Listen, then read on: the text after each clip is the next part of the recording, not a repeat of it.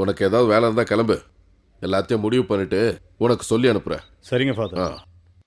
நான் கிளம்புறேன். 4 மணிக்கு மேலே எங்கள் ஊருக்கு வண்டி இல்லை. அதை விட்டு அதுக்கப்புறம் காலையில் தான் பஸ்ஸு. நாளைக்கு அக்ரிமெண்ட் சைன் பண்ணும். லேட்டாக போனால் அது நடக்காது.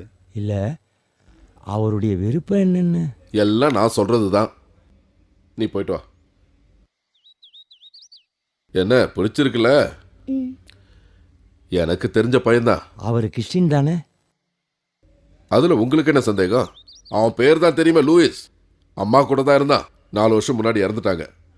அதுக்கப்புறம் நான் தான் எடுத்து வளர்த்தேன். இல்லை, என் குடும்பத்தில் எல்லாரும் மதம் மாறாமல் முதல்லே கிறிஸ்டினாக இருந்தவங்க. மாப்பிள்ளை கிறிஸ்டினாக மதம் மாறினவர். அதனால் அவங்கெல்லாம் அப்பா கஞ்சிக்கே வழி இல்லை, கௌரவத்தை பற்றி பேசுறீங்களா?